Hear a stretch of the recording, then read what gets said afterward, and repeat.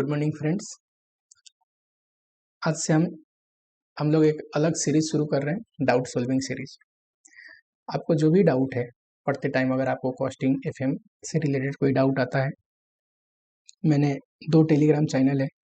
एक तो सीए प्रकाश पटेल से रिलेटेड आएगा, दोनों का लिंक मैं यहाँ पे डाल दूंगा, जहाँ पे आपको सारे chart, summary note, question for practice, exam के लिए कोई इंपॉर्टेंट क्वेश्चन हो वो डाल दूंगा। Chart subject wise ABC analysis हो गया, सब चीज़ वहाँ पे मिलेगा आप। सेकेंड जो टेलीग्राम ग्रुप है जहाँ पे आप अपने डाउट डाल सकते हैं, वो है doubt solving group by Prakash Patel, CA Prakash Patel. वहाँ पे आप कोई भी कॉन्सेप्ट या कोई चैप्टर से रिलेटेड अगर आपको डाउट है, आपको लगता है कि मेरी मदद चाहिए, तो आप वहाँ पे बेझिझक अपनी डाउट लिखो। एट अर्लीस्ट, जल्दी से जल्दी मैं कोशिश करूँगा आपकी डाउट सॉल्व करूँ। अगर मुझे ऐसा लगता है कि डाउट थ्रू वीडियो मुझे प्रोवाइड करनी चाहिए सोल्यूशन, मैं वीडियो बना दूंगा। अगर मैं डायरेक्ट वहीं पे आपको सॉल्यूशन अगर मुझे प्रोवाइड करना चाहिए, मुझे लगता है, तो मैं वहाँ पे प्रोवाइड कर दूंगा, ठीक है। अभी जो डाउट सेशन है वो एक स्टूडेंट का है, उनका नाम है आनंदिता। जो उनकी डाउट है वो बहुत ही जेन्युइन डाउट है, क्योंकि बहुत सारे बच्चों को यहाँ पे जो सेम डाउट बहुत सारे बच्चों के मन में होगा। अभी मैं बताता हूँ कि डाउट है 2 चैप्टर से रिलेटेड। सर कौन कौन से 2 चैप्टर से रिलेटेड? तो पहला ओवरहेड और दूसरा मार्जिनल कॉस्टिंग।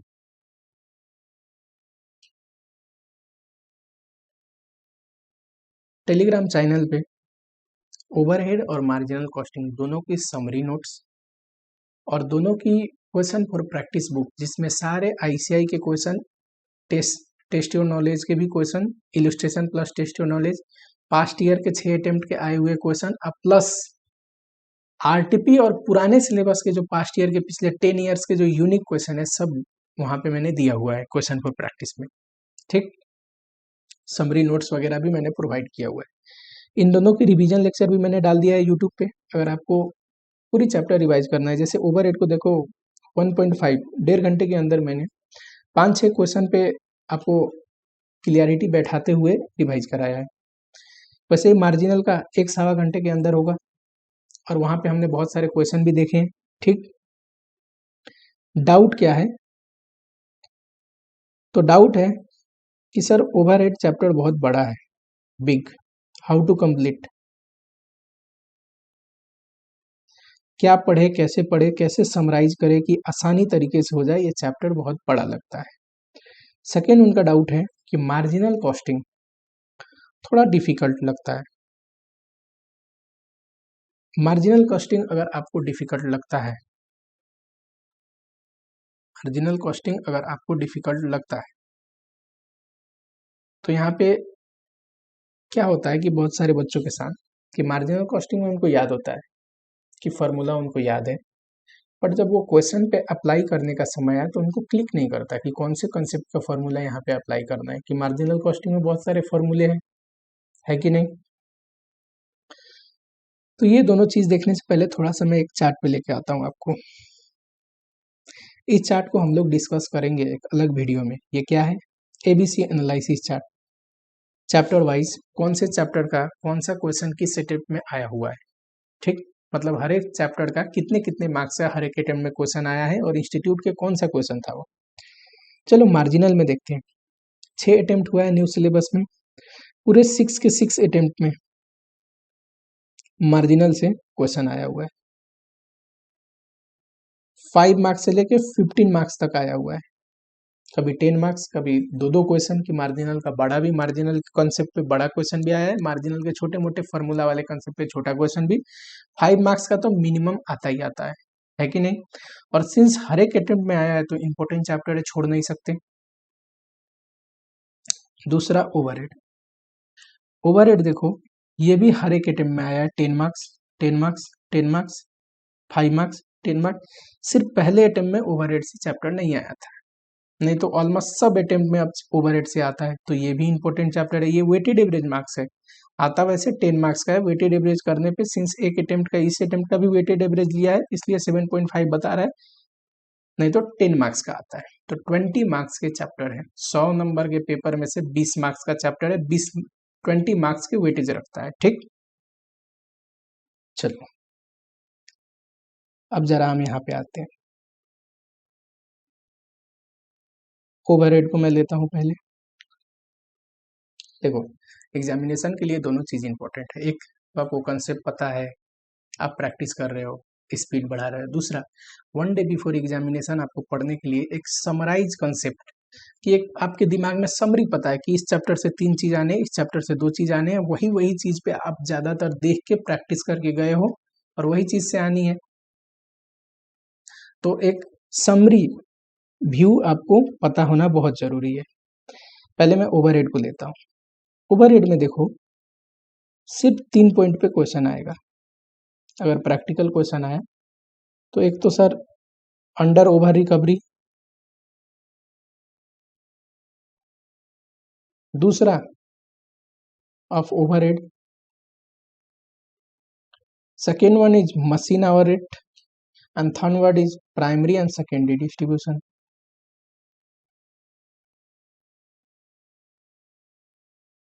है ना, प्राइमरी एंड सेकेंडरी डिस्ट्रीब्यूशन, इतने पे आना है। तीन ही कंसेप्ट पे क्वेश्चन आना है। ठीक, पहला, बहुत सारे बच्चे तो ये दिमाग लगाते हैं कि एक पे अगर पूछ लिया है पिछले अटेम्प्ट में तो उसको कैंसिल कर दो सर, अब तो 2 ही बच गए। पर आपको अगर 3 कंसेप्ट है, सिर्फ 3 कंसेप्ट में चैप्टर कंप्लीट हो रहा है, तीनों कंसेप्ट पढ़ लो, तीनों कंसेप्ट पे क्वेश्चन देख लो।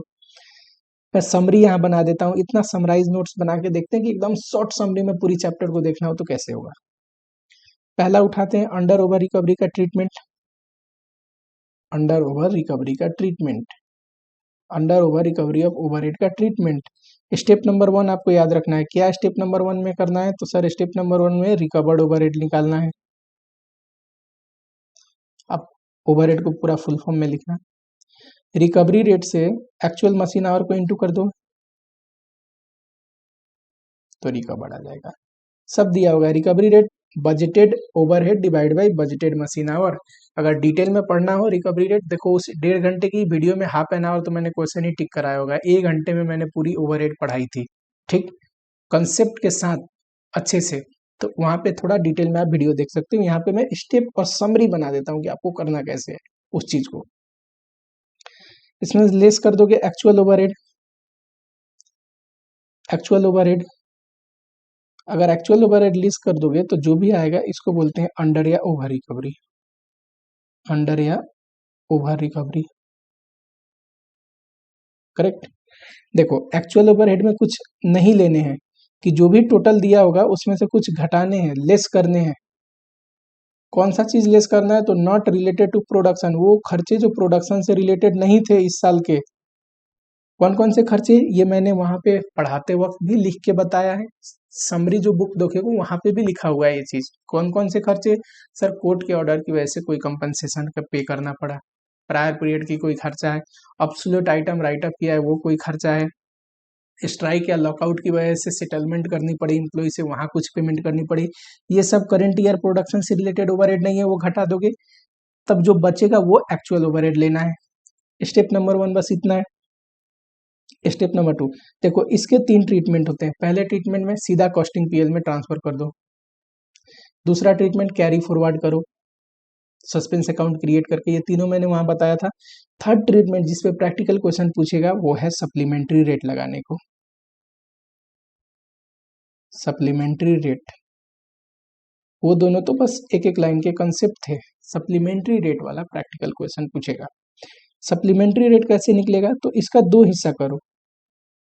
ये जो अंडर ओवर रिकवरी है, अंडर ओवर रिकवरी है सर, इसके 2 हिस्से कर दो आप। एक अब नॉर्मल, दूसरा नॉर्मल। ठीक, एक अब नॉर्मल दूसरा नॉर्मल। मान लो कि ये 6 लाख आया था, ये 5 लाख आया था, 550 कर देते हैं, बड़ा फिगर क्या लेना, तो ये 50,000 आ जाएगा।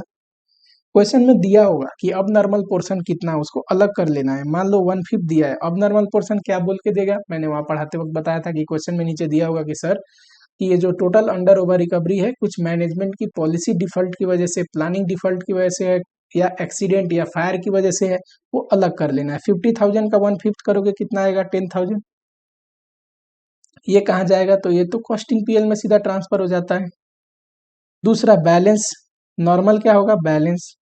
तो बैलेंस क्या लिखोगे सर? बैलेंस कितना बचेगा? 40,000। इस पे लगाना है सप्लीमेंट्री रेट। सप्लीमेंट्री रेट कैसे निकलता है? तो सर ये जो 40,000 है इस पे प्रोडक्शन यूनिट से डिवाइड कर देते हैं। प्रोडक्शन यूनिट कैसे निकलता है? यहाँ वर्किंग नोट ले लूँ।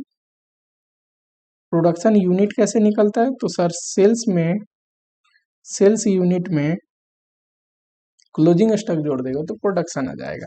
ओपनिंग स्टॉक होगा तो घटा दोगे। Sale plus closing minus opening equal to production. पर ओपनिंग स्टॉक देता नहीं है क्वेश्चन में, तो क्लोजिंग स्टॉक जोड़ोगे। देखो क्लोजिंग स्टॉक फिनिश गुड्स का भी दे सकता है, पूरा लिखना मैं शॉर्टकट में लिख रहा हूँ। क्लोजिंग स्टॉक WIP का भी दे सकता है। अगर WIP का दिया तो जो भी यूनिट होगा परसेंटेज कंप्लीशन करोगे तब कंप्लीटेड टर्म्स में आ जाएगा, इनटू परसेंटेज कंप्लीशन तब लेना है यहाँ पे। ये है प्रोडक्शन यूनिट। एक एग्जांपल मैं लेता हूं कि मान लो सेल्स 16,000 है, फिनिश गुड्स 2,000 है और WIP कह रहा है 4,000 है, बट 50% कंप्लीटेड है। तो 4,000 का 50% 2,000, तो क्या आ जाएगा? 20,000। 20,000 यहाँ डिवाइड करते 40,000 को 20,000 से तो क्या आता? 2 रुपीज। ठीक है, एक हाइपोथेटिकल फिगर मैंने लिया है, क्वेश्चन पे अप्लाई करके देखना। ठीक, 2 रुपीज ये आया सप्लीमेंट्री रेट।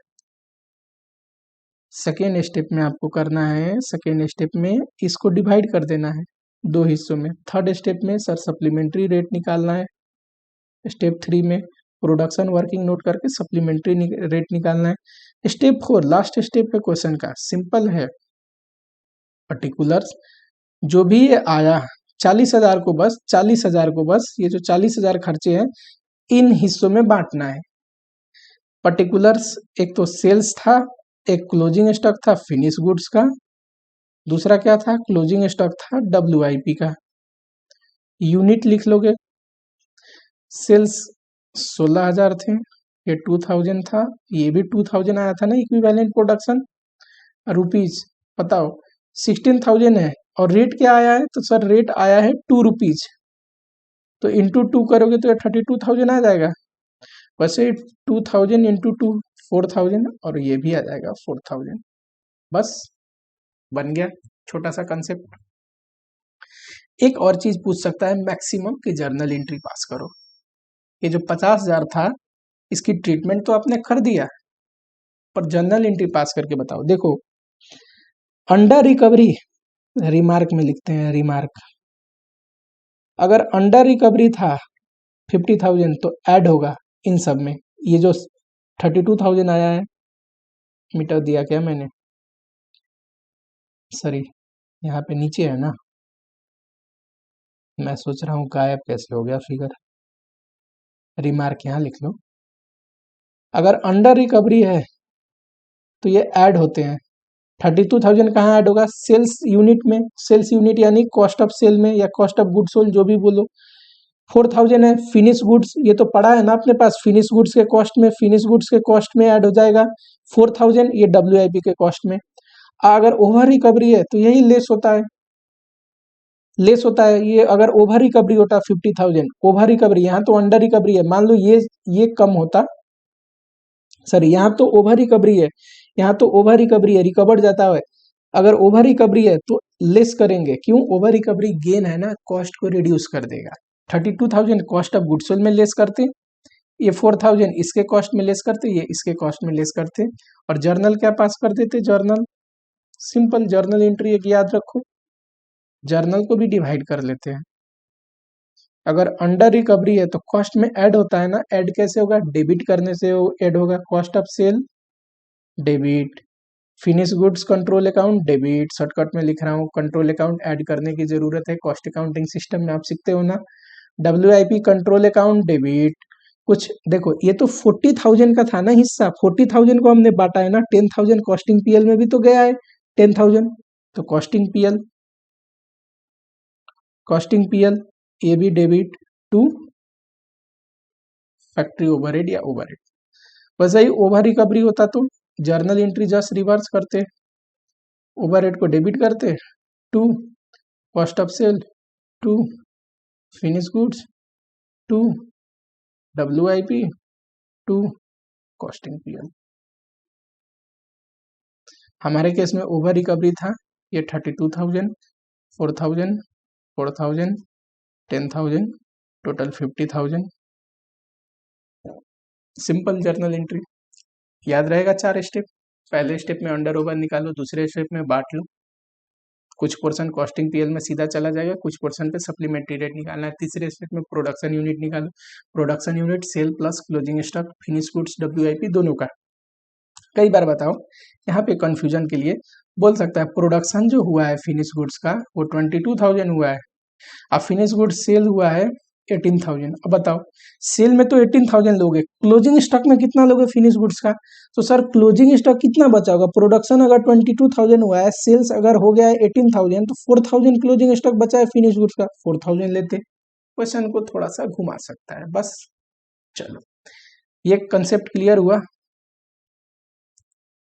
इसको लिख दो आप क्लोजिंग स्टॉक फिनिश गुड्स का, अलग ही इसको रख दो, ठीक। ऐसे ही समरी आप बना लो, आपको एकदम क्रिस्टल क्लियर याद हो जाएगा। पहला कंसेप्ट क्लियर है कि एकदम समराइज करना हो तो चार्ट फॉर्म में।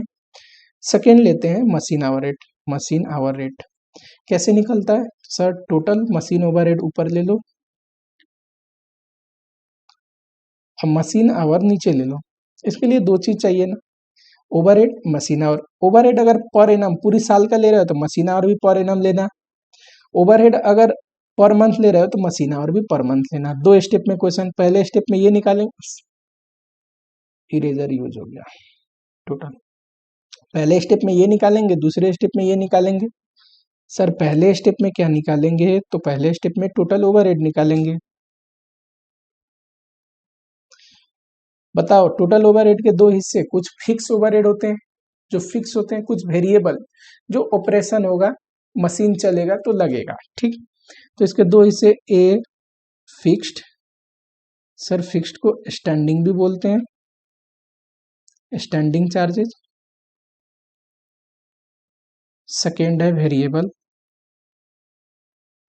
वेरिएबल ओवरहेड जिसको रनिंग चार्जेस भी बोलते हैं। ये सारे खर्चे जब आ जाएंगे तो टोटल कर देंगे तो ए नंबर स्टेप 1 कंप्लीट हो जाएगा। फिक्स ओवरहेड में क्या होता है?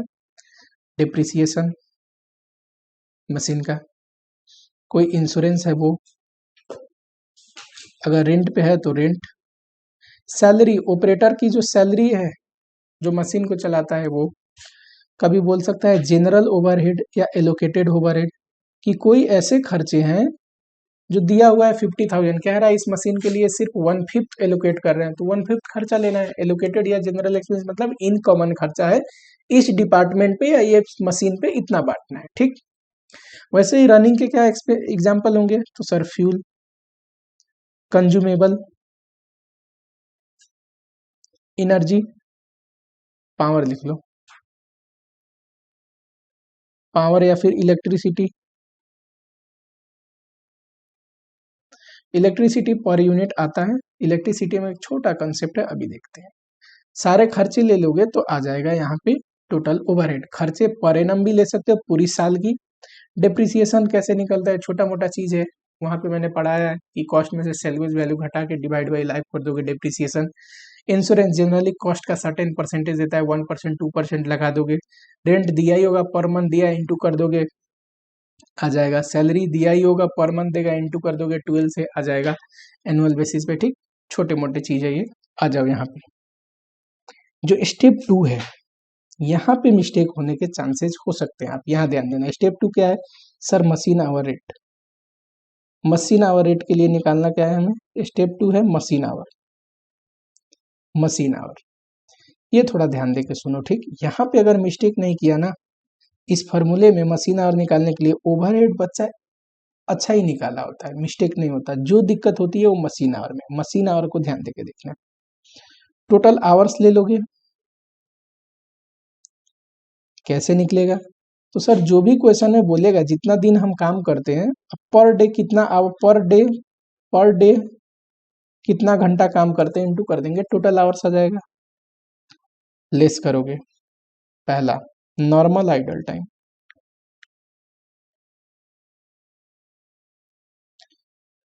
अगर आइडल टाइम दिया है नॉर्मल आइडल टाइम, उतनी देर तो मशीन चलेगी नहीं, तो उतना आप लेस करोगे नॉर्मल आइडल टाइम।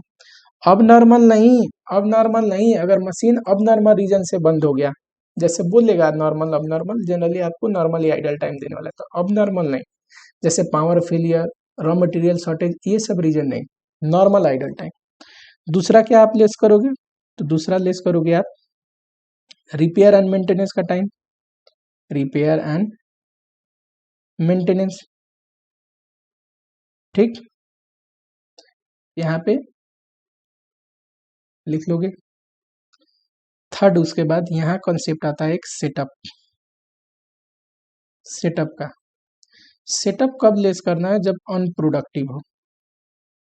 देखो, सेटअप प्रोडक्टिव भी हो सकता है, अनप्रोडक्टिव भी हो सकता है। जनरली स्मॉल होता है अमाउंट में सेटअप, तो अनप्रोडक्टिव मानते हैं। जब अनप्रोडक्टिव है सेटअप, आपके क्वेश्चन में क्लियरली बोलेगा कि सेटअप प्रोडक्टिव है कि अनप्रोडक्टिव, नहीं बोलेगा, आपको एज्यूम करना है, पर बोलेगा क्वेश्चन में। अनप्रोडक्टिव है तो घटा के लिखना है, तब जो आएगा ये आएगा मशीन आवर। अभी छोटा एक दो कंसेप्ट देखना है, ये जो आएगा ये आएगा मशीन आवर सर, ये जो आएगा ये आएगा मशीन आवर। मान लो ये 300 है, ये 70 है,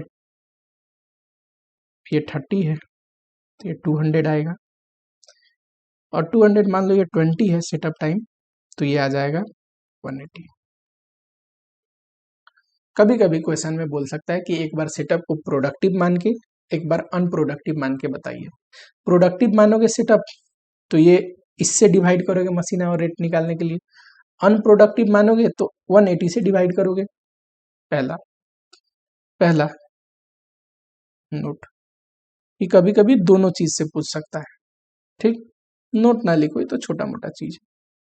सेकेंड चीज, दूसरा चीज जो मैं बताना चाहता हूँ, एम्प्लॉय अगर लीव पे है तो वो आवर घटेंगे कि नहीं, तो वो भी आवर घटेंगे। जब एम्प्लॉय लीव पे है तो मशीन चलेगा क्या, तो नहीं चलेगा ना, मशीन तो नहीं चलेगा। हमें मशीन आवर क्या लेना है सर, इफेक्टिव मशीन आवर लेना है, प्रोडक्टिव मशीन आवर लेना है,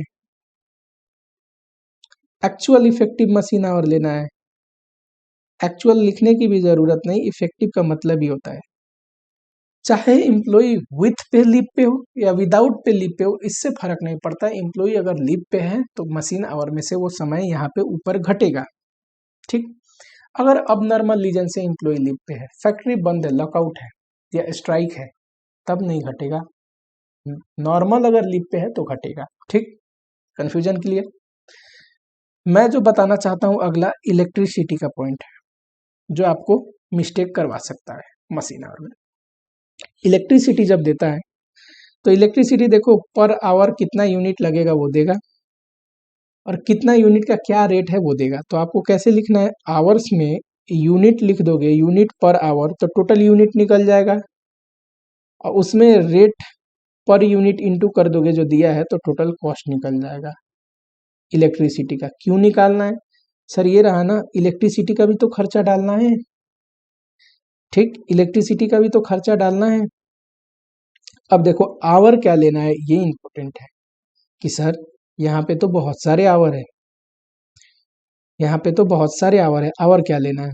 देखो क्वेश्चन में आपको बोलेगा क्लियर कि सेटअप के लिए इलेक्ट्रिसिटी चाहिए कि नहीं।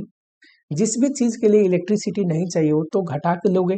मान लो कोई बोलेगा सेटअप के लिए इलेक्ट्रिसिटी नहीं चाहिए, तो 180 पे इलेक्ट्रिसिटी का खर्चा निकालोगे, क्योंकि नहीं चाहिए ना, ये 20 घंटा जो है इसके लिए भी इलेक्ट्रिसिटी नहीं चाहिए, तो सिर्फ 1 से 80 घंटा इलेक्ट्रिसिटी कंज्यूम हुआ होगा। बोलेगा सेटअप के लिए इलेक्ट्रिसिटी चाहिए, तो भले ही मशीन आवर 180 से डिवाइड करके निकाल रहे हो क्योंकि ये अनप्रोडक्टिव दिया है क्वेश्चन में, पर जब इलेक्ट्रिसिटी का खर्चा निकालोगे तो 200 आवर से निकालोगे, क्योंकि सेटअप के लिए इलेक्ट्रिसिटी चाहिए। उसको सेटअप प्रोडक्टिव है या अनप्रोडक्टिव है इससे मतलब नहीं है, सेटअप जो समय है सेटअप का, उसके लिए इलेक्ट्रिसिटी का खर्चा लगता है कि नहीं, इलेक्ट्रिसिटी यूज करना पड़ता है कि नहीं, ये करना पड़ता है तो इससे, नहीं करना पड़ता है तो इससे। अच्छा बताओ, बोलेगा कि रिपेयर के लिए भी इलेक्ट्रिसिटी चाहिए, सेटअप के लिए भी इलेक्ट्रिसिटी चाहिए। वैसे ही तो चाहिए नहीं होता है, रिपेयर होगा मशीन तो इलेक्ट्रिसिटी बंद कर देंगे ना, मशीन थोड़ी ना चलाएंगे वहां पे।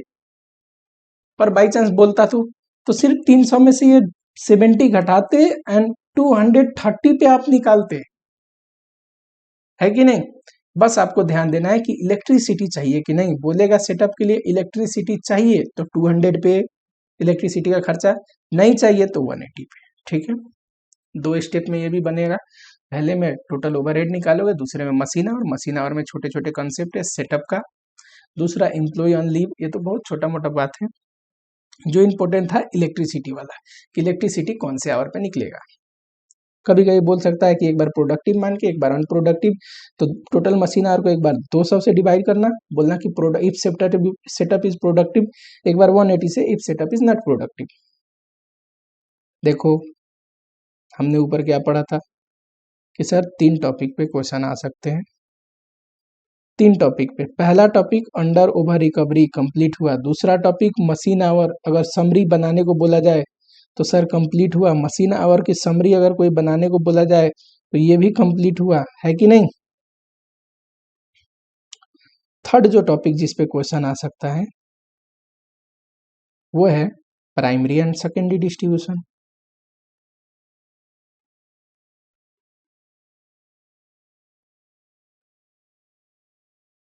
यही आपको बड़ा लगता होगा, है ना। चलो एकदम बढ़िया से मैंने इस दोनों कंसेप्ट को वैसे थोड़ा सा डिटेल में पढ़ाया है रिवीजन लेक्चर में। यहाँ पे मैं बस आपको समरी बना देता हूँ जो कंसेप्ट पे क्वेश्चन आएगा। 4 अगर डिपार्टमेंट है मान लो, है ना, डिपार्टमेंट 1, डिपार्टमेंट 2, P1 P2 मतलब प्रोडक्शन, ये गुड्स बनाते हैं। S1 S2 मतलब सर्विस डिपार्टमेंट, ये बनाते नहीं है, प्रोडक्शन डिपार्टमेंट को मदद करते हैं। जैसे कि मटेरियल परचेज करके दे दिया, मटेरियल को हैंडल करते हैं, स्टोर करते हैं। एम्प्लॉय वेलफेयर डिपार्टमेंट है, एम्प्लॉय को हैंडल करते हैं, तो ये प्रोडक्शन नहीं करते। ठीक, सबसे पहले आप निकालोगे प्राइमरी डिस्ट्रीब्यूशन। प्राइमरी डिस्ट्रीब्यूशन का मतलब क्या पढ़ाया था मैंने, तो सर प्राइमरी डिस्ट्रीब्यूशन का मतलब आपने पढ़ा रखा है कि प्राइमरी डिस्ट्रीब्यूशन में जिस डिपार्टमेंट का जो खर्चा है ना उस डिपार्टमेंट में आप बांट दो, है कि नहीं। जिस डिपार्टमेंट का जो खर्चा है उस डिपार्टमेंट में बांट दो। इसमें 2 कंसेप्ट आते हैं। पहला कंसेप्ट मैंने बोला था एलोकेशन। एलोकेशन का मतलब, पहला कंसेप्ट मैंने बोला था एलोकेशन। एलोकेशन का मतलब एक्चुअल खर्चा दिया होगा, एक्चुअल खर्चा दिया होगा किस डिपार्टमेंट का कौन सा खर्चा कितना है, जब एक्चुअल खर्चा दिया होगा तो उस डिपार्टमेंट में डाल दो, है कि नहीं। सेकेंड मैंने बोला था प्राइमरी डिस्ट्रीब्यूशन में अपोर्शनमेंट। अपोर्शनमेंट कि मतलब कोई कॉमन एक्सपेंसेज है, खर्चा है चारों डिपार्टमेंट का है, तो चारों डिपार्टमेंट में बांटनी पड़ेगी। वो तो दिया ही नहीं है किस डिपार्टमेंट का है, कैसे बांटनी पड़ेगी, तो किसी बेसिस पे बांट देंगे ना, किसी बेसिस पे बांट देंगे, एक रेशियो में बांट देंगे। जैसे एम्प्लॉय से रिलेटेड खर्चा है, नंबर ऑफ एम्प्लॉय के बेसिस पे बांट देंगे। सर खर्चा भी एग्जाम में देगा और नंबर ऑफ एम्प्लॉय भी देगा एग्जाम में, बिल्कुल देगा, नहीं तो बांटोगे कैसे। तो जो भी खर्चा है उसका बेसिस बांटने का दिया होगा, कैसे पता चलेगा आपको। मान लो एक तो इसका पूरा छोटा सा चार्ट मैंने बना के दिया हुआ है समरी में कि ये खर्चे इस बेसिस पे बढ़ते हैं। बाई चांस अगर कोई चीज आपको क्लिक नहीं कर रहा तो आप लॉजिक लगा सकते हैं, जो खर्चे जिस चीज की वजह से इनकर्ड हो रहा है ना वही उसका बेसिस होता है, इसको बोलते हैं कॉस्ट ड्राइवर। जो खर्चा जिस वजह से इनकर्ड हो रहा है, for example material purchasing cost है, ठीक है। अभी मैं एक बस एग्जाम्पल दे रहा हूं कि जो भी एक्सपेंस है जिस वजह से इनकर्ड हो रहा है उस रेशियो में बांटना है आपको। फॉर एग्जाम्पल आप बताओ मटेरियल परचेज कॉस्ट है, परचेज ऑर्डर के हिसाब से बढ़ना चाहिए। वैसे सेकेंडरी डिस्ट्रीब्यूशन का पार्ट है, पर एक एग्जांपल दे रहा हूँ। एम्प्लॉय से रिलेटेड खर्चा है, number of employ. For example building का खर्चा है, चारों डिपार्टमेंट और बिल्डिंग में, तो फ्लोर एरिया के बेसिस में बांटनी चाहिए। नहीं है एरिया तो वॉल्यूम के बेसिस में बांट देंगे, है ना। बिल्डिंग से रिलेटेड जैसे बिल्डिंग का डेप्रिसिएशन हो गया, बिल्डिंग का रेंट हो गया, है कि नहीं। ये बेसिस थोड़ा सा आपको ध्यान देना पड़ेगा, ठीक। छोटा सा थ्योरी भी कभी कभी इस बेसिस पे आ जाता है। अपोर्शनमेंट किसी बेसिस पे बांट दोगे। चलो सर अपोर्शनमेंट और एलोकेशन हो जाएगा तो क्या primary distribution complete? Yes, apportionment and allocation हो जाएगा तो प्राइमरी डिस्ट्रीब्यूशन कंप्लीट। मान लो इसका फाइनल कंप्लीट होने के बाद ऐड करने के बाद आया 40,000। मैं एक हाइपोथेटिकल फिगर ले लेता हूँ आपको समझाने के लिए, 50,000 ये ले लेते हैं। 1,00,000 राउंड फिगर लेना हमेशा, ठीक, 2,00,000, ठीक है। चल, यहाँ पे एक नोट लिखने की जरूरत है, किसके लिए? तो डायरेक्ट एक्सपेंसेस के लिए। डायरेक्ट एक्सपेंसेस के लिए एग्जाम्पल में डायरेक्ट मटेरियल, डायरेक्ट लेबर। क्या नोट लिखना है सर? अगर प्रोडक्शन डिपार्टमेंट है तो उसका खर्चा नहीं लेंगे। अगर सर्विस डिपार्टमेंट है तो उसका डायरेक्ट का खर्चा यहाँ पे लेंगे, एलोकेशन में लेंगे डायरेक्ट का भी खर्चा। सर्विस डिपार्टमेंट में है,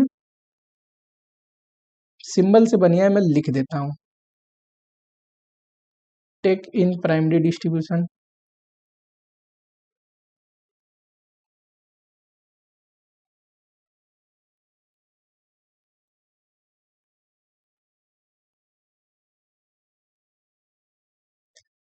क्यों, कोई बता सकता है मुझे? सर डायरेक्ट का खर्चा ओवरहेड होता ही नहीं है, हम तो ये ओवरहेड चैप्टर पढ़ रहे हैं ना।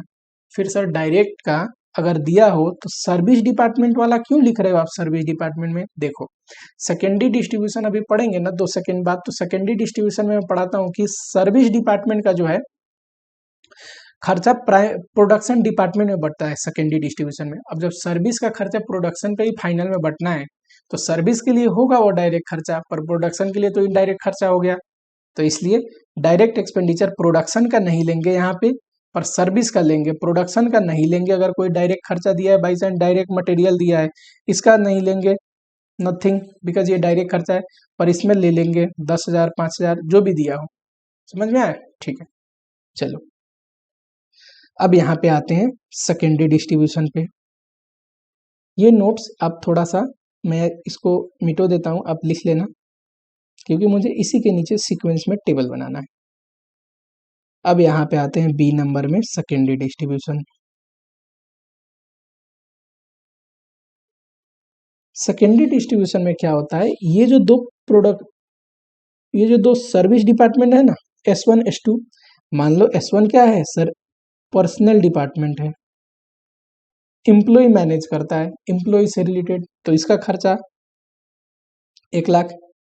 ये क्या है? मान लो परचेज डिपार्टमेंट है, मटेरियल परचेज करता है, और इसका खर्चा कितना आया है? टोटल 2,00,000।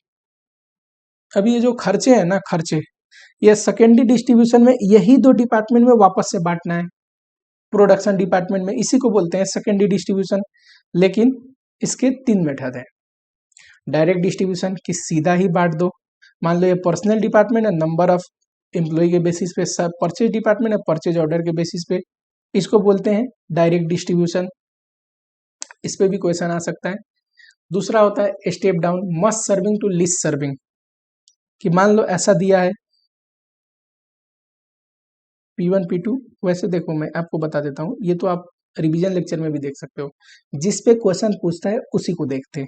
क्वेश्चन आपको ज्यादातर सिमुल्टेनियस इक्वेशन, कैसा होगा सिमुल्टेनियस इक्वेशन का क्वेश्चन? तो ऐसा होगा, नीचे दिया होगा, मैं यहाँ स्पेस छोड़ देता हूँ सेकेंडरी डिस्ट्रीब्यूशन के लिए थोड़ा सा, ऐसा दिया देगा P1 P2 S1 S2, 40%, 50%, 10%।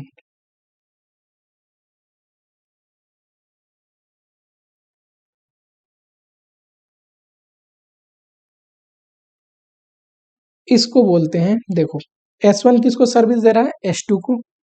S2 किसको दे रहा है? S1 को भी। प्रोडक्शन डिपार्टमेंट को तो दे ही दे रहे हैं, ये सर्विस डिपार्टमेंट एक दूसरे को भी सर्विस दे रहे हैं। इस पे क्वेश्चन आएगा आपको कि सर्विस डिपार्टमेंट भी जब एक दूसरे को सर्विस देंगे, ये रेसिप्रोकल बोलते हैं इसको। रेसिप्रोकल मतलब दे भी रहे हैं सर्विस, ले भी रहे हैं सर्विस। इसको बनाने के 3 मेथड है, तीनों मेथड से सेम आंसर आता है, पर कौन सा मेथड ज्यादा इंपॉर्टेंट है जो हमें यहाँ सीखनी चाहिए? अगर मैं एकदम समरी बनाता हूं तो sir simultaneous equation, simultaneous equation, जिसको अलजेब्रिक इक्वेशन भी आप बोल सकते हो, इसी मेथड पे हमेशा लगभग क्वेश्चन आता है। ठीक, और भी मेथड आपको देखना है तो रिवीजन वीडियो में जाइए, थोड़ा सा 5-10 मिनट मैंने एक्सप्लेन किया है, यहाँ पे संभव नहीं है क्योंकि ये डाउट सोल्व कर रहा हूँ, मैं समराइज कर रहा हूँ आपके लिए क्योंकि आपको ये चैप्टर बड़ा लगता है। चलो अब आपको करना क्या है ना, 2 स्टेप में क्वेश्चन को बनाना है, only 2 step. Step 1, primary distribution करने के बाद सर सेकेंडरी डिस्ट्रीब्यूशन अगर सिमुल्टेनियस इक्वेशन का आया क्वेश्चन, सिमुल्टेनियस इक्वेशन का 2 स्टेप में बनाना है। कैसे? ग्रोस ओवरहेड निकालोगे, कैसे निकलेगा? S1 का देखो सर, S1 का अपना खर्चा तो है ही 1 लाख, S1 का अपना खर्चा तो है ही 1 लाख, प्लस S2 का भी तो कुछ खर्चा का हिस्सा इसको मिलना चाहिए। क्यों? S2 S1 को 20% सर्विस देता है, S2 S1 को 20% सर्विस देता है, तो उसके खर्चे का हिस्सेदारी भी तो, उसके खर्चे का अपोर्शनमेंट भी तो लेगा ये। अगर S1 S2 को अपना सर्विस देता है तो एक्सपेंस भी S1 का S2 बांटेगा। कितना? 20% S2, यहाँ पे देखो S2 कितना सर्विस देता है? 20% देता है S1 को, तो 20% ऑफ S2 लिख लेंगे। वैसे ही S2 का देखो अपना खर्चा कितना है, तो S2 का ऑन एक्सपेंसेस, इसी को मैंने चार्ट वाली बुक में ऑन एक्सपेंस करके लिखा है। प्लस S2 को देखो, S2 कितना सर्विस लेता है S1 से? 10%, तो उसका खर्चा भी, एक्सपेंडिचर भी, एक्सपेंस भी तो 10% लेगा S1 का। अब देखो इसको सोल्व करना है, कोई दिक्कत नहीं, किसी भी इक्वेशन की वैल्यू दूसरे में डाल दो। मान लो मैं फर्स्ट की वैल्यू सेकेंड में डालता हूं, तो ये कैसे हो जाएगा? S2 2 lakh plus 10% into, of का मतलब इंटू S1, S1 का वैल्यू ये रहा ना 1 लाख प्लस 20% ऑफ S2। इस इक्वेशन को मैंने इसकी वैल्यू इसमें डाल दिया, S1 की वैल्यू मैंने यहाँ पे डाल दिया, ठीक। अब S1 और S2 की वैल्यू निकल जाएगी, आप सोल्व करोगे तो ब्रेक करोगे S2 का आएगा और किसी भी इक्वेशन में डाल दोगे S1 का आ जाएगा। मैं मान लो ये इतना आया, ये 2,15,000, आप निकाल लेना कितना आ रहा है, क्योंकि सिंस मैंने हाइपोथेटिकल फिगर लिया है और मुझे सिर्फ आपको डाउट कंसेप्चुअली स्ट्रॉन्ग करना है, तो मैं एक फटाफट से एक हाइपोथेटिकल लेता हूं कि इक्वेशन सोल्व करने पे ये आता होगा फॉर एग्जांपल। तो स्टेप नंबर 2 क्या है? स्टेप नंबर 2, पहला स्टेप बस ये छोटा सा प्रोसीजर अप्लाई करना है। दूसरा स्टेप डिस्ट्रीब्यूट कर देना है, डिस्ट्रीब्यूट करना है P1 एंड P2 पे, P1 एंड P2 पे distribute to P1 and P2। ये मैंने स्पेस छोड़ा है ना सेकेंडरी डिस्ट्रीब्यूशन का। देखो S1 कितना खर्चा है, हमारे केस में 142 आया, ठीक। डिस्ट्रीब्यूट करना है P1 P2 पे, P1 को ये कितना देता है 40%, P2 को 50%, तो 142,000 का 40% यहाँ ले लोगे, 142,000 का 50% यहाँ ले लोगे। वैसे ही S2 देखो 2,15,000 हमने निकाला, कितना देता है 40-40, तो आधा 40-40 कर दोगे, 2,15,000 का 40 यहाँ पे परसेंट लगाना, रेशियो नहीं, गलत हो जाएगा फिर, रेशियो में तो पूरा ही बढ़ जाएगा इन पे। दूसरे जो डिपार्टमेंट है उनसे भी तो हमने ग्रोस ओवरहेड में कंसीडर किया, उनका भी परसेंटेज लगाना है आपको, ठीक। और दूसरा 2,15,000 इंटू कितना देता है P2 को 40%, जो भी आएगा टोटल कर दो, हो गया प्राइमरी एंड सेकेंडरी डिस्ट्रीब्यूशन। अगर मशीन आवर सपोज दोनों डिपार्टमेंट का दिया है तो किसी भी चीज को मशीन आवर से डिवाइड कर दोगे तो क्या आता है आंसर? थोड़ा सा स्पेस की कमी हो गई, ऊपर लिख लेते हैं। मान लो आ गया, अगर मशीन आवर दिया है दोनों डिपार्टमेंट को तो मशीन आवर से डिवाइड कर दोगे, तो अभी तो पढ़े थे एक्सपेंडिचर ओवरहेड को मशीन आवर से डिवाइड कर देंगे तो कॉस्ट या ओवरहेड पर मशीन आवर आ जाएगा और प्रोडक्ट पे चार्ज कर देंगे। ये है ओवरहेड की शॉर्ट समरी। वापस से एक बार बताऊं, अंडर ओवर ऑब्जर्प्शन पढ़ना है, मशीन आवर पढ़ना है, प्राइमरी सेकेंडरी। सेकेंडरी में सबसे इंपॉर्टेंट सर क्या पढ़ना है? अगर सबसे इंपॉर्टेंट बोलना हो तो सिमुल्टेनियस इक्वेशन, 2 स्टेप में बनता है, gross overhead calculation and second step है distribution to production overhead. Distribution तो बहुत आसान है सर, ओवरहेड जो आया है जितना परसेंट सर्विस देता है उतना ही परसेंट उसको एक्सपेंडिचर एक्सपेंस का हिस्सा डिस्ट्रीब्यूट कर देंगे। ग्रोस ओवरहेड कैसे निकालना है? तो ग्रोस ओवरहेड अपना तो लेना ही है S1 का, प्लस S2 से जितना सर्विस लेता है ना, S2 से कितना ले रहा था 20, तो 20% ऑफ S2, वैसे ही S1 का कर लोगे और इक्वेशन सोल्व कर दोगे, ठीक। बस 3 चीज में समराइज करो चैप्टर को, तब जाके फटाक से बनेगा। 2-4 बार इसको रिवाइज करो, ऑटोमेटिक आपको यहाँ पे सेट करना है कि रिवीजन का समय ना लगे, सीधा एग्जाम में गया, अरे ये रहा क्वेश्चन, धमाधम बना दिया। चलो, 3 टॉपिक थे, तीनों टॉपिक का मैंने कोशिश किया है बेस्ट समरी देने का आपको। अब जरा आता हूँ मार्जिनल पे। सेकेंड जो चैप्टर है marginal, marginal costing.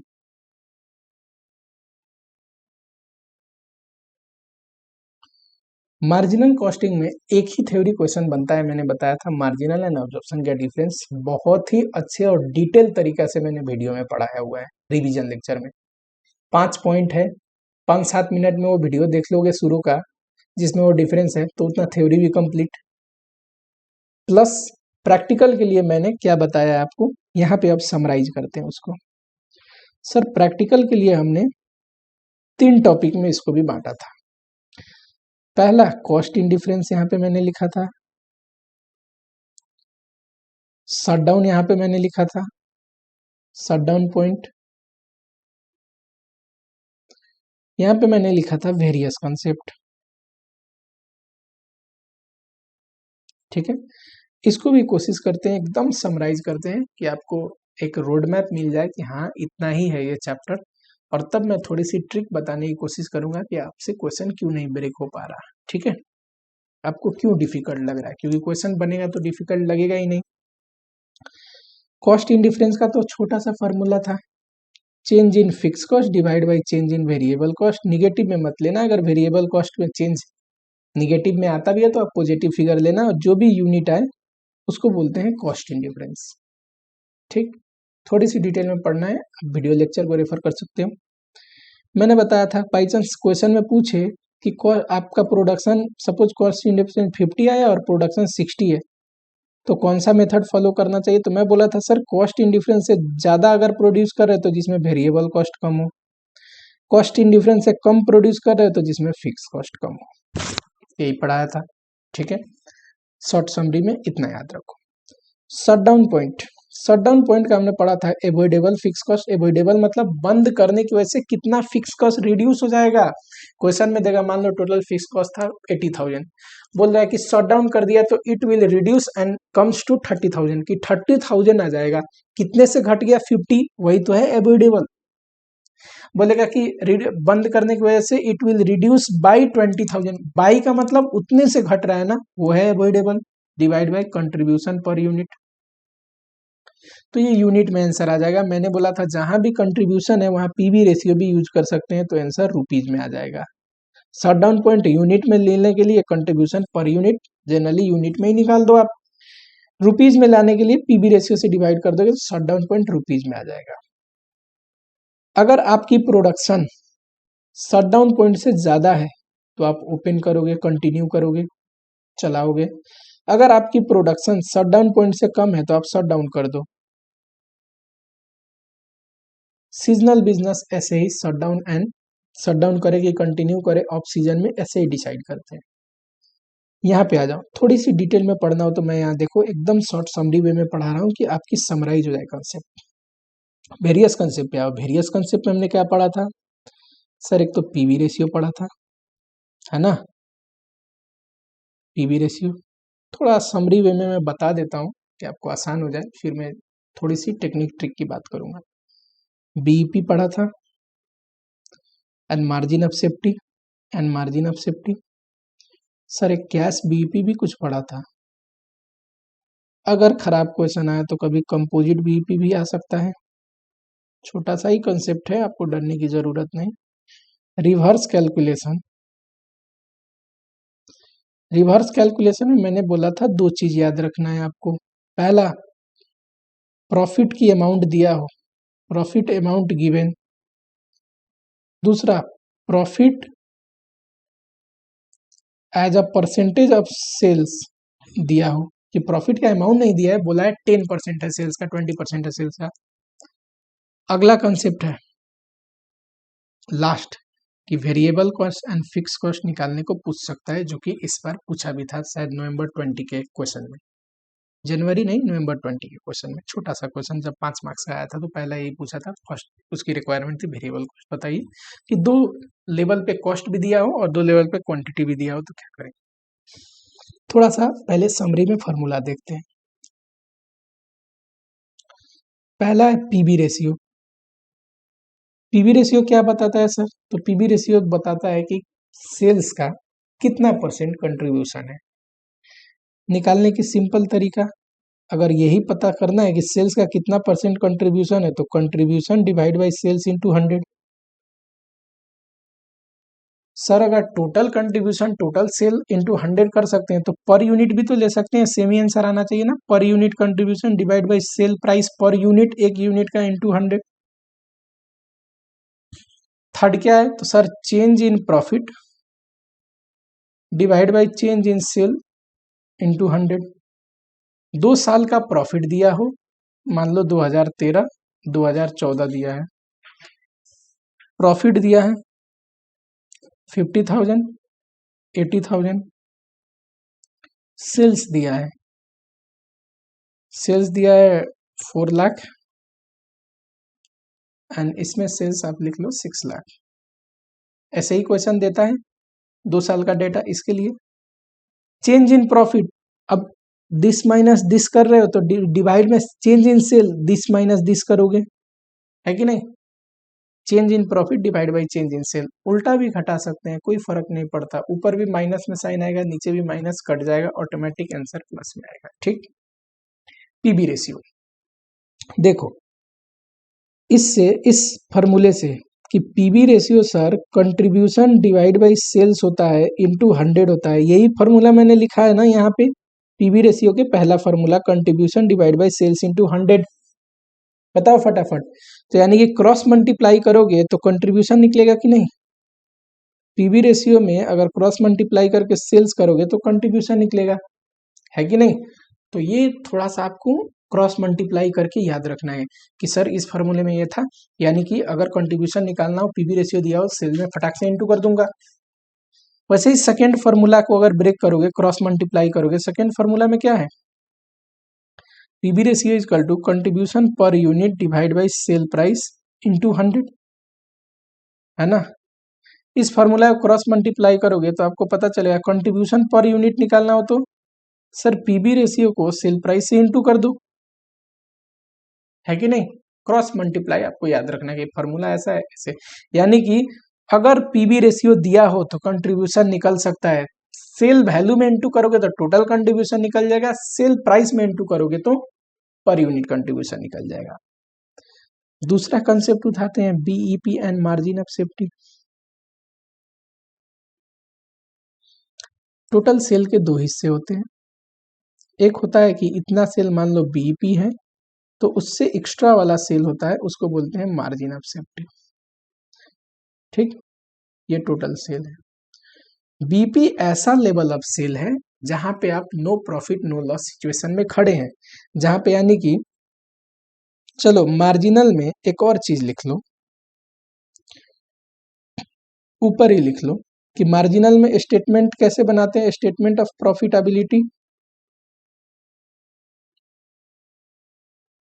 Sir sales पहले वेरिएबल कॉस्ट घटाते हैं, याद रखना, तो कंट्रीब्यूशन आता है। सर उसमें से फिक्स कॉस्ट घटाएंगे तो ये आएगा, क्या आएगा, प्रॉफिट आएगा। करेक्ट, याद है। नो प्रॉफिट नो लॉस होने के लिए कंट्रीब्यूशन और फिक्स कॉस्ट दोनों सेम होना चाहिए, है कि नहीं। तो मार्जिन ऑफ सेफ्टी तो नो प्रॉफिट नो लॉस है, यानी कि इसका कंट्रीब्यूशन और फिक्स कॉस्ट इस लेवल पे सेम होगा। तो इसकी फार्मूला कैसे बनती है कि sir margin BEP is equal to fix cost divide by contribution per unit. ये तो सिंपल है सर, हमें याद रहता है, फिर क्लिक क्यों नहीं करता एग्जामिनेशन में। क्लिक इसलिए नहीं करता क्योंकि आपको ये भी याद रखने की जरूरत है कि ये अगर फार्मूला है तो इस फार्मूले से क्रॉस मल्टीप्लाई करके क्या निकलता है कि सर फिक्स कॉस्ट अगर निकालना हो ना तो बीईपी और कंट्रीब्यूशन अगर मालूम हो तो मैं निकाल सकता हूँ। कि सर बीईपी अगर पता हो और कंट्रीब्यूशन पर यूनिट पता हो तो फिक्स कॉस्ट निकल जाएगा। एक और फॉर्मूला है, देखो मैंने एक रूल पढ़ा है आपको, जहां भी कंट्रीब्यूशन पर यूनिट है वहां पीवी रेशियो से भी डिवाइड कर सकते हैं, बट फर्क इतना है कि ये यूनिट में आंसर देता है और ये रुपीज में आंसर देता है। ये आएगा BEP in rupees, BEP sales ये यूनिट में। तो यानी कि दूसरे फॉर्मूला को ब्रेक करोगे जो कि है BEP is equal to fix cost divide by PV ratio, तो इससे कैसे निकलेगा, fix cost is equal to PV ratio into BEP. तो कई बार फिक्स कॉस्ट निकालने के ऐसे तरीके होते हैं, आप क्रॉस मल्टीप्लाई करके आपको क्लिक ही नहीं करता। बीईपी दिया हो तो वहां से फिक्स कॉस्ट निकल सकता है कि नहीं, या फिक्स कॉस्ट दिया हो तो बीईपी निकल सकता है। वैसे ही ऊपर मैंने क्या बताया कि पीवी रेशियो और सेल्स दिया हो तो कंट्रीब्यूशन निकल सकता है। क्लिक करना चाहिए बस आपको, और ये थोड़ा सा प्रैक्टिस से ही क्लिक करेगा। मैं तो बस सिंपल तरीके से समझा सकता हूँ, थोड़ा बहुत प्रैक्टिस आपको करनी पड़ेगी। वैसे ही चलो, अगर बीईपी यूनिट है और बीईपी सेल्स वैल्यू में करना है तो सेल प्राइस से बस इंटू कर दो। ये यूनिट को सेल्स वैल्यू में कन्वर्ट करना हो तो सेल प्राइस से, बीईपी अगर सेल्स निकालना हो रुपीज में तो बीईपी यूनिट को, किसी भी सेल यूनिट को सेल प्राइस से इंटू करोगे तो रुपीज में आ जाएगा। मुश्किल है। वैसे ही देखो margin of safety, margin of safety का क्या होता है, इससे कंट्रीब्यूशन जो भी आता है ना वो प्रॉफिट होता है। तो इसका फॉर्मूला कैसे बनेगा, profit divide by contribution per unit, है ना पहला फॉर्मूला। दूसरा फॉर्मूला कि प्रॉफिट डिवाइड बाय, सर जहां भी कंट्रीब्यूशन यूज कर सकते हैं वहां पीवी रेशियो भी यूज कर सकते हैं, ये क्लिक करना चाहिए। ठीक है, आप पता चले क्वेश्चन में कंट्रीब्यूशन ढूंढ रहे हो और क्वेश्चन में पीवी रेशियो से ब्रेक होने को दिया है, दोनों चीज याद रखना, जहां भी कंट्रीब्यूशन यूज कर सकते हैं पर यूनिट वहां पीवी रेशियो। फर्क क्या है sir, contribution per unit unit में आंसर देता है और ये जो आंसर देगा ये रुपीज में देगा। बीईपी सेल रुपीज में, ये बीईपी सेल यूनिट में। सर अगर BEP, sorry margin of safety sale, एक बात बताओ सर, अगर margin of safety sale, margin of safety sale अगर रुपीज में निकालना हो तो एक और तरीका है ना, कैसे, मार्जिन ऑफ सेफ्टी यूनिट में ले लो और उसको सेल प्राइस से इंटू कर दो। यहां पे अब क्या आपको ट्रिक ध्यान रखना है, जो आपसे थोड़ा सा मिस्टेक होता है। कैसे, मैंने बोला बीईपी जब दिया हो तो आपको समझना चाहिए फिक्स कॉस्ट ऐसे निकल सकेगा क्रॉस मल्टीप्लाई करके। वैसे ही अगर पीवी रेशियो दिया हो, मार्जिन ऑफ सेफ्टी दिया हो तो प्रॉफिट भी निकल जाएगा। मार्जिन ऑफ सेफ्टी का क्या फॉर्मूला पढ़ा हमने, profit divide by contribution per unit. तो प्रॉफिट निकालने का ऐसे क्रॉस मल्टीप्लाई करोगे, क्रॉस मल्टीप्लाई तो कैसे आ जाएगा, मार्जिन ऑफ सेफ्टी अगर यूनिट में पता हो और उसका कंट्रीब्यूशन, मैंने यही बताया है ना कि मार्जिन ऑफ सेफ्टी का कंट्रीब्यूशन प्रॉफिट होता है तो प्रॉफिट आ जाएगा। अगर प्रॉफिट निकालने को बोले तो याद होना चाहिए मार्जिन ऑफ सेफ्टी दिया है क्या, हाँ यूनिट में दिया, कंट्रीब्यूशन पर यूनिट से इंटू कर दूंगा। अगर मार्जिन ऑफ सेफ्टी रुपीज में है, वैल्यू में है, पीवी रेशियो वाला फॉर्मूला लगना है ना, तो पीवी रेशियो से इंटू कर दूंगा। ठीक, और एक और चीज याद रखना, कभी छोटा चीज पे भी आ सकता है, sales is equal to BEP sale plus margin of safety sale, ये भी याद रखना। यूनिट में लेना है तो सब यूनिट में लेना पड़ेगा, रुपीज में निकालना है सब रुपीज में लेना पड़ेगा। ठीक है, चलो थर्ड जो है ये तो सिंपल है, कैश पीईपी अगर पूछेगा, क्रॉस मल्टीप्लाई याद हुआ आपको, बीपी फिक्स कॉस्ट से रिलेटेड है। अगर फिक्स कॉस्ट दिया है तो बीपी निकल सकता है क्वेश्चन में, दिमाग लगाना। बीपी दिया तो fix cost, margin of safety profit से रिलेटेड है कि मार्जिन ऑफ सेफ्टी का कंट्रीब्यूशन प्रॉफिट होता है, तो क्वेश्चन में अगर पीवी रेशियो दिया है या कंट्रीब्यूशन पर यूनिट दिया है और मार्जिन ऑफ सेफ्टी दिया है तो प्रॉफिट निकल जाएगा, या फिर प्रॉफिट दिया है पीवी रेशियो वगैरह दिया है तो मार्जिन ऑफ सेफ्टी निकल जाएगा। ठीक, वैसे ही मैंने ऊपर क्या पढ़ाया था, कंट्रीब्यूशन एंड पीवी रेशियो का रिलेशन, कि सर अगर पीवी रेशियो दिया है, सेल्स दिया है, इंटू करूंगा कंट्रीब्यूशन आ जाएगा। यही तो होता है कि पीवी रेशियो का मतलब क्या है, सेल्स का कितना परसेंट कंट्रीब्यूशन है, तो सेल्स में इंटू करोगे तो कंट्रीब्यूशन आ जाएगा। ठीक, क्रॉस मल्टीप्लाई करके फॉर्मूला याद रखना है कि इसको ब्रेक करके ऐसे भी हो सकता है। वहीं से ये जो ब्रेक करने वाली प्रोसेस है ना, कि अरे इसको तोड़ के ऐसा भी तो आ सकता है, वो आपसे अगर ब्रेक नहीं हो रहा है तो थोड़ी सी प्रॉब्लम आती है। कैश बीईपी, बीईपी का फॉर्मूला क्या है, फिक्स कॉस्ट ऊपर ले लो divide by contribution per unit. तो अब कैश बीईपी के लिए कैश फिक्स कॉस्ट ले लो, राइटिंग थोड़ा गंदा हो गया सॉरी, कैश फिक्स कॉस्ट ले लो। कैसे निकलेगा सर, टोटल फिक्स कॉस्ट में से डिप्रिसिएशन वगैरह कुछ नॉन कैश एक्सपेंस है वो घटा दूंगा, divide by contribution per unit. Sir आपने बताया था कंट्रीब्यूशन पर यूनिट जहां पे है वहां पीवी रेशियो भी ले सकते हैं। कंट्रीब्यूशन पर यूनिट लेंगे तो आंसर क्या आएगा, यूनिट में बीईपी। पीवी रेशियो लेंगे तो आंसर क्या आएगा, रुपीज में आंसर आएगा। सर क्या बीपी कैश बीपी अगर यूनिट में है तो रुपीज में कन्वर्ट कर सकते हैं ना, सेल प्राइस से इंटू करके, यही तो ऊपर बता रहा था कि कोई भी यूनिट को अगर वैल्यू में कन्वर्ट करना हो, चाहे बीपी यूनिट हो या margin of safety, sale price से इंटू कर दोगे। अगला है हमारे लिस्ट में कंबाइंड बीपी, पर उससे पहले मेरा मन है कंबाइंड बीपी, ये हो गया, उससे पहले मेरा मन है कि ये दोनों टेक ऑन किया जाए और लास्ट में कंपोजिट बीपी लो। चलो रिवर्स कैलकुलेशन लेते हैं। देखो पहला इसमें केस दिया है if profit amount is given.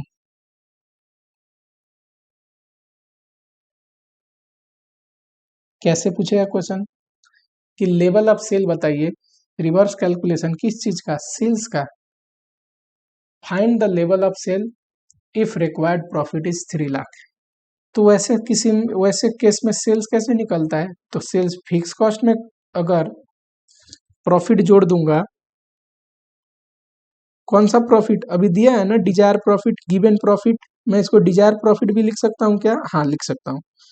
Dzire profit जोड़ दूंगा तो क्या आएगा, डिजायर कंट्रीब्यूशन, और कंट्रीब्यूशन टोटल पता है, कंट्रीब्यूशन पर यूनिट से डिवाइड कर दूंगा तो आ जाएगा सेल। या फिर अगर कंट्रीब्यूशन पर यूनिट से डिवाइड कर रहा हूं तो आंसर क्या में आएगा, यूनिट में। पीबी रेशियो से डिवाइड कर रहा हूं तो आंसर किस में आएगा, रुपीज में। बस इतना फर्क है। ठीक। रिवर्स कैलकुलेशन में दूसरा वेराइटी क्या दे सकता है, profit as percentage of sale. For example बोलेगा find out the level of sale if profit is 10% of cell.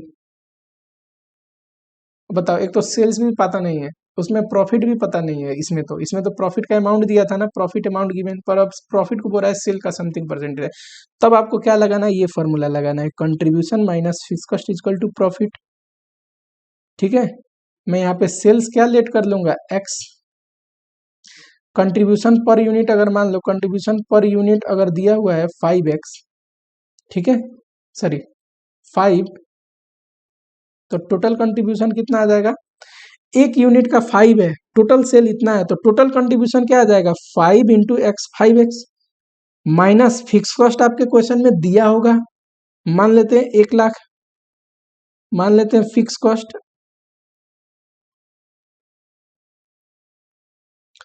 जब भी ये पॉइंट पूछेगा दूसरे या तीसरे नंबर में पूछेगा, उससे पहले आपको फिक्स कॉस्ट निकलवा लेगा क्वेश्चन, क्योंकि ये लगाने के लिए फिक्स कॉस्ट तो चाहिए। Is equal to 10% of sale है ना, प्रॉफिट 10% ऑफ सेल, सेल कितना है, तो सर सेल है ये रहा एक्स यूनिट।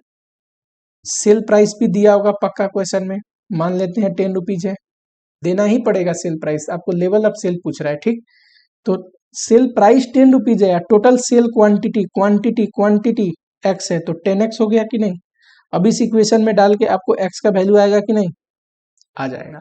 ठीक है, चलो अगला जो पूछेगा, फिफ्थ पॉइंट है जिसपे पूछ सकता है कि variable cost and fix cost बताइए। दो लेबल देगा आपको, क्वांटिटी देगा मान लो 4000, 5000, और टोटल कॉस्ट देगा 1 लाख, 1,20,000। कई बार टोटल कॉस्ट नहीं दे सकता है, एवरेज कॉस्ट देगा, एवरेज कॉस्ट 5 और 4। बताओ एवरेज कॉस्ट दिया है, एवरेज कॉस्ट दिया है, एवरेज कॉस्ट दिया है, तो टोटल कॉस्ट निकल नहीं जाएगा, इनटू कर दोगे तो यूनिट में एवरेज कॉस्ट मतलब कॉस्ट पर यूनिट कैसे निकला होगा, टोटल कॉस्ट को ही तो क्वांटिटी से डिवाइड करके एवरेज कॉस्ट आया होगा, तो एवरेज कॉस्ट दिया है, टोटल क्वांटिटी से इंटू कर दोगे तो आ जाएगा। इस केस में जहां दो लेवल पे टोटल कॉस्ट दिया हो और क्वांटिटी दिया हो, आपको क्लिक करना चाहिए कि मैंने पढ़ा था वेरिएबल कॉस्ट कैसे निकलेगा, change in total cost, total cost में चेंज कितना है देख लो, divide by change in quantity, तो वेरिएबल कॉस्ट आ जाएगा per unit.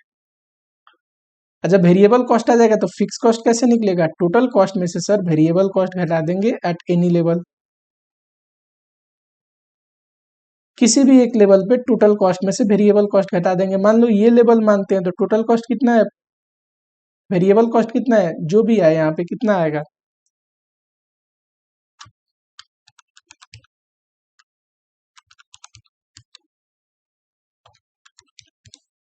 For example 9 rupees आ रहा है, तो 9 इंटू 5000,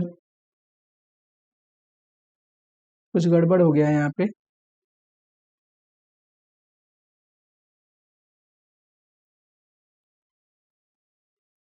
जो भी हो आप यहाँ पे ले लेना, ये हाइपोथेटिकल फिगर है। जो भी आए यहाँ पे, जो भी आए, मान लो 2 रुपीज आ रहा है, 3 रुपीज आ रहा है, तो यहाँ पे इंटू कर दोगे टोटल क्वांटिटी से, तो वेरिएबल कॉस्ट घट जाएगा और आ जाएगा फिक्स कॉस्ट। ठीक है, मैं यहाँ पे हाइपोथेटिकल फिगर लेके बना रहा हूँ। आप एग्जाम का जब क्वेश्चन बनाओगे बस आपको कॉन्सेप्ट और फॉर्मूले याद होना चाहिए, ऑटोमेटिक आंसर पॉजिटिव आएगा, करेक्ट आएगा। ठीक है, बस मेरा समझाने का पर्पस था कि दो लेवल पे अगर टोटल कॉस्ट दिया हो, यूनिट दिया हो, तो आपको क्लिक करनी चाहिए कि सर वेरिएबल कॉस्ट और फिक्स कॉस्ट निकल सकता है, variable cost per unit and fix cost. Last जो कंसेप्ट है वो है कंपोजिट बीईपी। इसमें देखो मैंने पढ़ाया था कि इसका समरी कैसे लिखना है आपको, total fix cost divide by, ताकि कंबाइंड कंट्रीब्यूशन पर यूनिट, या फिर सर जहां भी कंट्रीब्यूशन यूज कर सकते हैं, याद करने का टेक्निक, वहां एक और चीज यूज कर सकते हैं, कंबाइंड पीवी रेशियो, है ना। मान लो दो यूनिट है ए प्लस बी, तो कंबाइंड कंट्रीब्यूशन किसका, ए प्लस बी का, या फिर पीवी रेशियो किसका, ए प्लस बी का, है ना। ये तो हमेशा दिया होगा, कंबाइंड कंट्रीब्यूशन कैसे निकलेगा, तो मैंने शॉर्टकट में आपको सिखा दिया था, एक ऐसे लिख लो आप, कंट्रीब्यूशन 1 इंटू वेट 1, यानी कि ये किसका है, ए का, कि ए का कंट्रीब्यूशन और उसका क्वांटिटी, तो टोटल ए का कंट्रीब्यूशन आ जाएगा, plus contribution 2 into weight 2, B का कंट्रीब्यूशन पर यूनिट और बी का quantity, divide by total quantity, तो आ जाएगा कंबाइंड कंट्रीब्यूशन। वैसे ही मैंने कंबाइंड ये contribution per unit, combined PB ratio, देखो कॉन्फिडेंस लेने का एक तरीका है, कॉन्फिडेंस आता कैसे, थोड़ी देर में बताता हूँ, पहले कंसेप्ट क्लियर करते हैं। ठीक, पीवी रेशियो के लिए ए का पीवी रेशियो ले लो, पीवी रेशियो निकलता कैसे, वैसे कंट्रीब्यूशन लेते हैं ऊपर पीवी रेशियो के लिए, तो ए और बी दोनों का कंट्रीब्यूशन ले लो आप शॉर्टकट में, सेल्स लेते हैं नीचे, सेल्स भी ए और बी दोनों का ले लो और इंटू 100% कर दो, ऊपर ऐसे इसमें भी कर सकते हो। कंट्रीब्यूशन पर यूनिट कैसे निकलता है, टोटल कंट्रीब्यूशन ले लो ए और बी का, अगर आपको ऐसा समझ में नहीं आ रहा है, डिवाइड बाय क्वांटिटी, यही तो मैंने किया, ए और बी का कंट्रीब्यूशन लिया है, ये रहा, इंटू कंट्रीब्यूशन पर यूनिट और क्वांटिटी इंटू करके टोटल क्वांटिटी ले लो ए और बी का, जो भी आ जाए कंबाइंड बीपी उसको ए और बी में बांट देना है। अगर यूनिट में निकाले हो तो यूनिट के अनुसार बांटना है, अगर पीबी रेशियो में निकाले हो तो सेल्स वैल्यू के अनुसार बांटना है। ठीक, जो यहाँ पे क्लिक करने वाली पॉइंट है कि हर एक फॉर्मूला से क्रॉस मल्टीप्लाई करके ब्रेक करके क्या निकल रहा है, बीपी फिक्स कॉस्ट से रिलेटेड है, मार्जिन ऑफ सेफ्टी प्रॉफिट से रिलेटेड है। ठीक, वेरिएबल कॉस्ट और फिक्स कॉस्ट निकालने का एक वो भी कंसेप्ट याद रखना आप, कि टोटल कॉस्ट दिया होगा या फिर टोटल कॉस्ट ना देके एवरेज कॉस्ट देके देगा। ठीक, 2 साल का डेटा दिया है, अगर प्रॉफिट का सेल का, तो change in profit divide by change in sale करके पीबी रेशियो आएगा, वो याद रखना है। पीबी रेशियो सेल पे इंटू करोगे तो कंट्रीब्यूशन आता है, पहले ही कॉन्सेप्ट में बताया था। Cross multiplication is must important, कि क्रॉस मल्टीप्लाई करके किससे क्या निकल जाएगा। ठीक, तब जाके क्वेश्चन आराम से बन जाएगा। कॉस्ट इन डिफरेंस पॉइंट और शटडाउन पॉइंट मैंने पढ़ा ही दिया, आप कोशिश करो थोड़ा इसको क्रॉस मल्टीप्लाई करके याद करने का, तब क्वेश्चन में अप्लाई करने का। ठीक, क्रॉस मल्टीप्लीकेशन फॉर्मूला का, कि किस फॉर्मूला को ब्रेक करके क्या निकल सकता है। ठीक, फिक्स कॉस्ट दे तो बीईपी से रिलेटेड याद आना चाहिए कि बीईपी के फॉर्मूले में ब्रेक हो सकता है, profit they margin of safety से रिलेटेड, ऐसे ही। ठीक है, चलो मैंने कोशिश किया कि एकदम समरी वे में आपको चैप्टर का पूरा नोट्स बनवा दूं, कि आपको एकदम चैप्टर छोटा लगने लगे, और कहाँ ट्रिकी पॉइंट है जहां आपसे गलती हो रही है बता दूं। ठीक, इसमें भी छोटे 4-5 कंसेप्ट थे, उसमें 3 टॉपिक पे क्वेश्चन आना है, इतने को बस पढ़ना है और क्वेश्चन पे प्रैक्टिस करना है, ठीक। 2 चैप्टर कंप्लीट। अगर ऐसे समराइज करके आप पढ़ने लगे ना तो आपको पूरी सब्जेक्ट ही बहुत आसान लगने लगेगा, ठीक है। चलो, एक और चीज है कि जो सीए का सिलेबस है वो अपने दिमाग में रखो कि सीए का सिलेबस क्या है, मुश्किल नहीं है, बड़ा है थोड़ा। This is not hard. ये जो भी हम पढ़े क्या एकदम रॉकेट साइंस है कि इसको पढ़ने के लिए एक जीनियस ब्रेन चाहिए या स्पेशल टाइप का रोबोट जैसा इंसान चाहिए, नहीं। बस क्या है, लेंदी है कि कंटेंट थोड़ा ज्यादा है। अब उस कंटेंट ज्यादा में कॉन्फिडेंस कब आएगा, जब को आपको पता होगा कि इस पूरी कंटेंट, देखो नॉलेज के लिए तो इतना लिखा होता है बुक में, क्या पूरे पे क्वेश्चन पूछना है, नहीं। वो तो आइडेंटिफाइड है बिल्कुल कि इस पे क्वेश्चन पूछना है, उसी को बार बार पढ़ो।